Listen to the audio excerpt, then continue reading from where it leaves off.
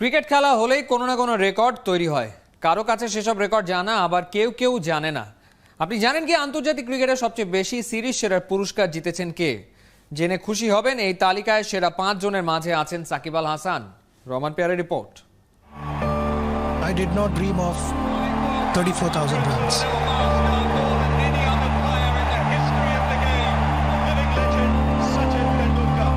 I did not dream of 100 centuries either. Cricket ঈশ্বরের হৃদয় ভরেছে অস্তিত্বের আনন্দে। ক্রিকেটকে যদি তুলনা করা হয় সমুদ্রের সাথে, তবে সচিন টেন্ডুলকার শুভ্র বালির সৈকত। ফেলে আসা ক্যারিয়ারে ডুব দিয়ে হয়তো কাঁদেন অবাক সুখের কান্না। তারাদের মতোই জেগে আছে টেন্ডুলকারের কীর্তি। I had only one dream.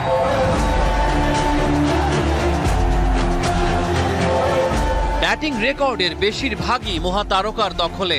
664 match খেলা সচিন আন্তর্জাতিক ক্রিকেটে সর্বাধিক 20 বার সিরিজ সেরা হয়েছেন। Let's chase the dream again.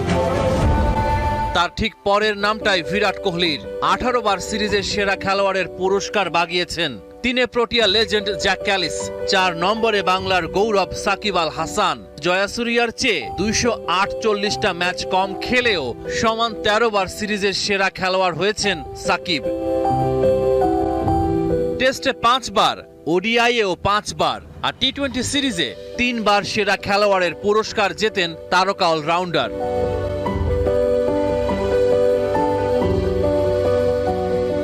নিষেধাজ্ঞা শেষ হবে 29 অক্টোবর। ভুল পথে হাঁটা সাকিব প্রতিশ্রুতি দিয়ে রেখেছেন ভবিষ্যতে খুব বেশি ভুল করবেন না।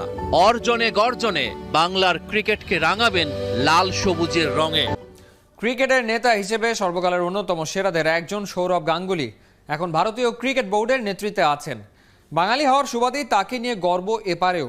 সৌরভ গাঙ্গুলির জীবনের গল্প ধারাবাহিকভাবে জানাবে খেলাযোগ। সৌরভের কাছ থেকে টোটকা নিয়ে সফল হতে পারেন আপনিও। আজকের পর্বে সৌরভের দল পরিচালনার গল্প। মাহদি হাসানের রিপোর্ট।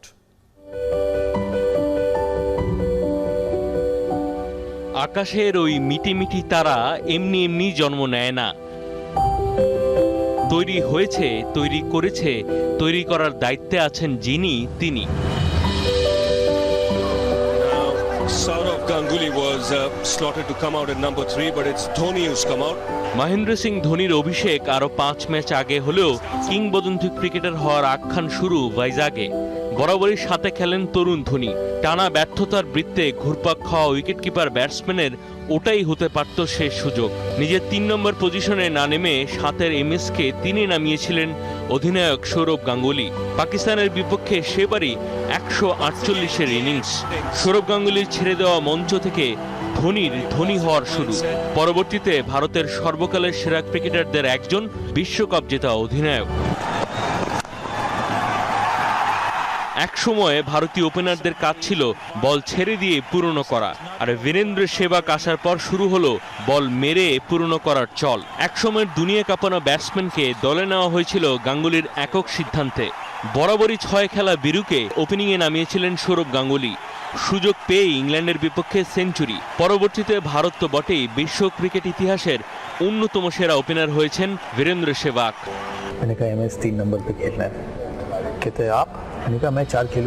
ধোনি আর বীরেন্দ্র সেহবাগ শুধুই উদাহরণ। আপনাকে আপনার ছেলেদের সুযোগ দিতে হবে। একজন খেলোয়াড় একসময় কিংবদন্তি হয়ে যেতে পারে উপরে সুযোগ পাওয়ার মাধ্যমে। নিচে খেলে আপনি কখনো সেহবাগ বা ধোনির দেখা পাবেন না। आप प्लेयर को कभी नीचे डाल के प्लेयर बना नहीं सकते। उसको गहरे पानी में आगे ही डालना है, तब आपको पता चलेगा कि इसमें है या इसमें नहीं है। 2003 সালে অস্ট্রেলিয়া খেলতে যাবে সৌরভ গাঙ্গুলির ভারত। অফ ফর্মে থাকা অনিল কুম্বলেকে বাদ দিয়ে হরভজন আর মুরলী কার্তিককে দলে রেখেছিল নির্বাচকরা। ওই সিরিজে না খেললে ক্যারিয়ারই শেষ হয়ে যেতে পারত টেস্ট ক্রিকেট ইতিহাসের অন্যতম সেরা স্পিনার কুম্বলের। আমরা সিলেকশন মিটিংয়ে ঢুকি, 2 ঘন্টা 2.5 ঘন্টা 3 ঘন্টা সিলেকশন মিটিং চলে, কিন্তু অনিল কুম্বলেকে কোনো সিলেক্টর নিতে চায় না। আমি মিটিং শেষ হবার আগে অবধি বলি, যতক্ষণ না অনিল কুম্বলের নাম এই খাতায় লেখা হবে আমি এই মিটিং ছাড়বো না।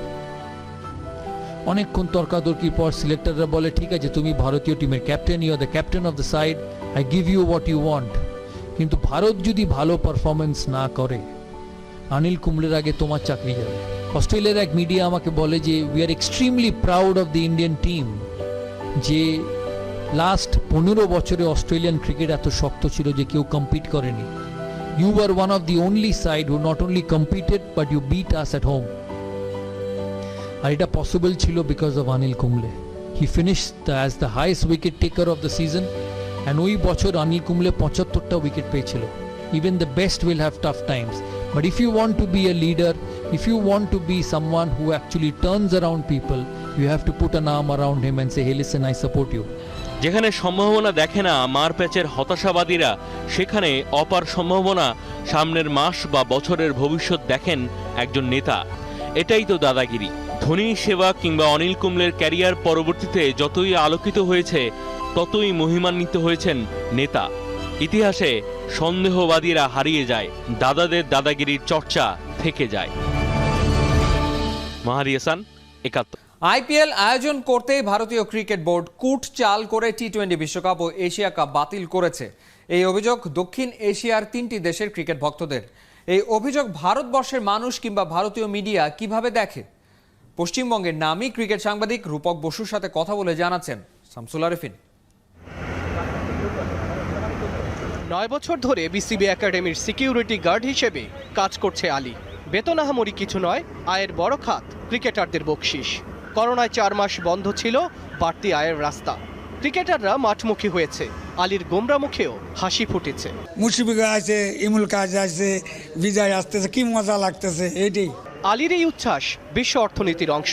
আলী থেকে আইসিসি, বিসিসিআই থেকে বিসিবি, সবার আপাতত একটাই লক্ষ্য, যথাসম্ভব ক্ষতি পুষিয়ে নেয়া। ক্ষতি পুষিয়ে নেয়ার লড়াইয়ে আইসিসি ও এসিসিকে টেক্কা দিয়েছে ভারতীয় ক্রিকেট বোর্ড।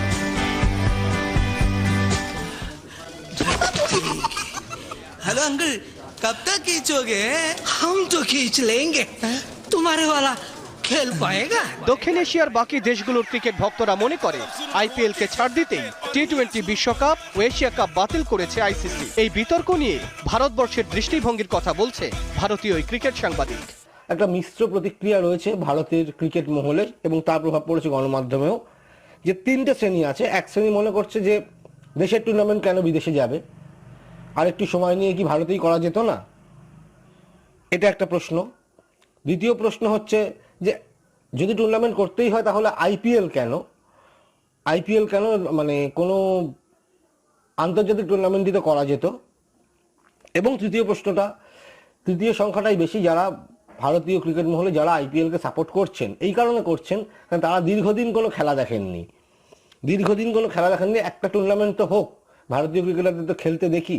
এশিয়া কাপ বাতিলের পেছনে ভারতের চাপ আছে এমন অভিযোগ প্রতিষ্ঠিত নয়, বলছে ভারতীয় গণমাধ্যম। একটা সৌরভ গাঙ্গুলির ইন্টারভিউতে এসেছিল যে এশিয়া কাপ ক্যান্সেল হয়ে যাবে, তখন পাকিস্তান পিসিবি থেকে বিবৃতি দেওয়া হয়েছিল এটা একদম ভুল কথা।